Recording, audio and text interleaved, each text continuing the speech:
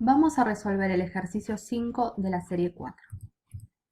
Este problema nos dice: una mezcla de benceno y dicloroetano se comporta idealmente a 50 grados centígrados. Calcular a. La presión de vapor total de una mezcla líquida que contiene masas iguales de ambos componentes. B. La composición molar del vapor. Y C. Marcar los puntos de equilibrio en un diagrama presión versus composición. Nos dan de datos la presión de vapor puro del benceno y del dicloroetano. El enunciado no nos dice, pero estas presiones son a la temperatura que nos da de dato el problema. Y también nos dan las fórmulas que nos van a servir si más adelante necesitamos calcular las masas molares. Tenemos entonces de dato del enunciado la temperatura. Nos dice también que tenemos igual masa de ambos componentes en la fase líquida y que se comporta idealmente. Las incógnitas son entonces la presión de vapor total de la solución, las fracciones molares del benceno y del dicloroetano en la fase vapor y realizar el gráfico y marcar los puntos de equilibrio. Comencemos a resolverlo.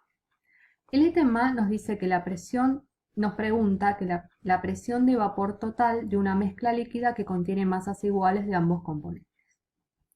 El enunciado nos decía que la mezcla se comportaba idealmente. Esto nos quiere decir que cumple con los postulados de la ley de Raoult y vamos a poder utilizar lo que nos decía la ley de Raoult. Veamos lo que pasa en el recipiente. Nosotros colocamos en un recipiente cerrado a 50 grados centígrados tanto benceno como dicloroetano líquido. Al pasar el tiempo se va a formar una capa de vapor sobre el líquido. Si pasa suficiente cantidad de tiempo, este líquido y este vapor van a alcanzar un estado de equilibrio. Esta presión que se ejerce sobre el líquido a una dada temperatura en un recipiente cerrado va a ser la presión de vapor de la solución. Como ambos componentes son volátiles, en la fase de vapor voy a tener benceno y dicloroetano. Entonces, si recordamos lo que nos decía Dalton, que vimos en guías anteriores, la presión de vapor total va a ser la suma de las presiones parciales de cada componente en la fase de vapor, que en este caso va a ser benceno y dicloroetano. Cada una de estas presiones parciales, como nos dicen que la solución se comporta idealmente y por lo tanto se cumple la ley de Raoult, podemos calcularla utilizando la ley de Raoult, que nos dice que la presión parcial es la fracción molar por la presión de vapor puro.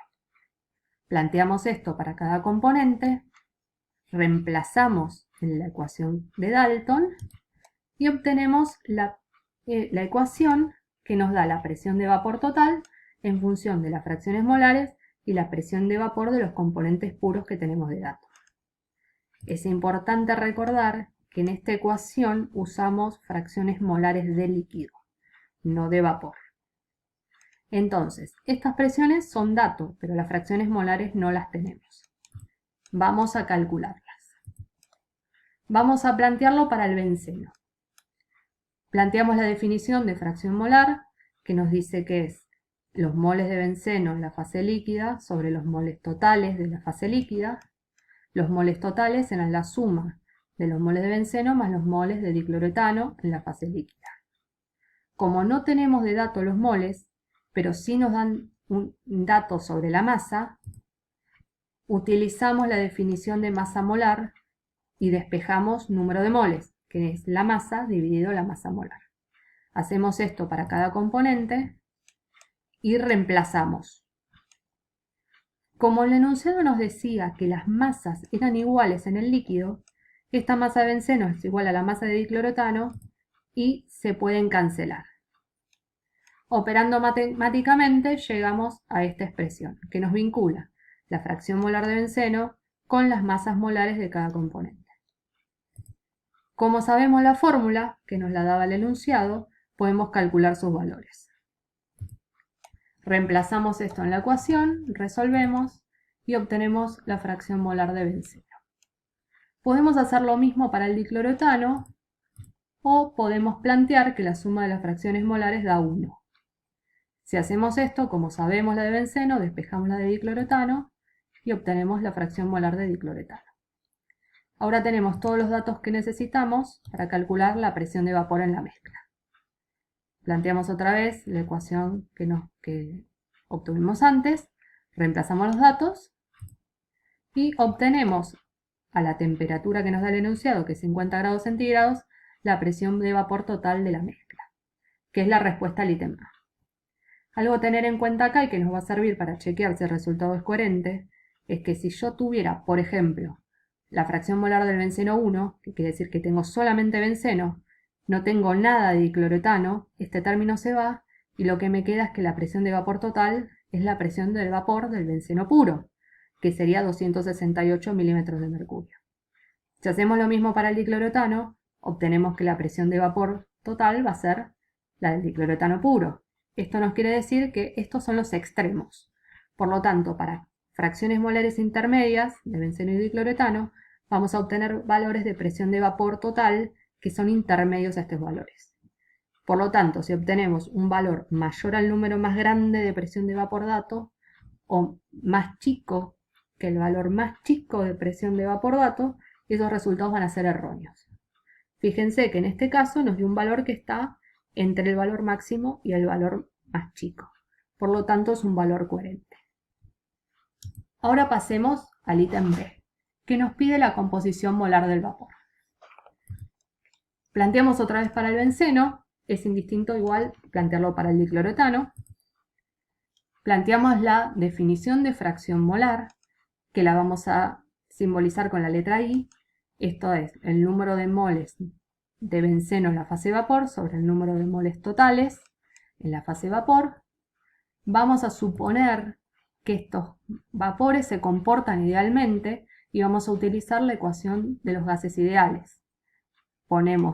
Sabemos que número de moles es igual a la presión por el volumen dividido la constante de los gases por la temperatura. En el caso del benceno va a ser la presión parcial de benceno. En el caso de los moles totales ponemos la presión de vapor total. El volumen es el volumen del recipiente. Es lo mismo en ambos casos si se cancela. RT también es igual y lo cancelamos y obtenemos que la fracción molar en el vapor es igual a la presión parcial sobre la presión de vapor total. Esta presión de vapor total es la que calculamos antes. Y esta presión es la presión parcial. Ojo que no es la presión de vapor del estado puro, sino la parcial. Si queremos ponerlo en función de la presión de vapor en estado puro, utilizamos la ley de Raoult. Y nos queda esta expresión de acá. Reemplazamos por los valores, resolvemos y obtenemos la fracción molar de benceno. Podemos hacer lo mismo para el dicloroetano o, como antes, plantear que la suma de las fracciones molares es 1 y obtenemos la fracción molar del dicloroetano, que es la respuesta al ítem B. Ahora pasemos al ítem C, que nos dice marcar los puntos de equilibrio en un diagrama presión versus composición. Este diagrama, recordemos que se realiza a temperatura constante. En este caso va a ser 50 grados centígrados. Tenemos en los ejes presión y composición. En este caso puse benceno, tanto líquido como vapor, pero si recordamos que la suma de las fracciones molares da 1, acá donde el benceno es 0, el dicloroetano va a ser 1, y acá donde el benceno es 1, el dicloroetano va a ser 0. En este eje, como tenemos 0 benceno y todo dicloroetano, vamos a tener la presión de vapor del dicloroetano puro. En este eje, que tenemos todo benceno y nada dicloroetano, vamos a tener la fracción molar la presión de vapor del benceno puro. En los puntos de fracciones molares intermedias vamos a tener la presión de vapor de la solución que habíamos calculado con la ecuación que utilizamos antes de Raoult,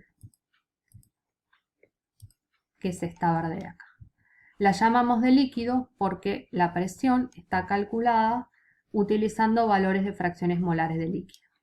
Si hubiéramos utilizado fracciones molares de vapor, hubiéramos obtenido una curva con otra forma, que es esta que marco acá en violeta.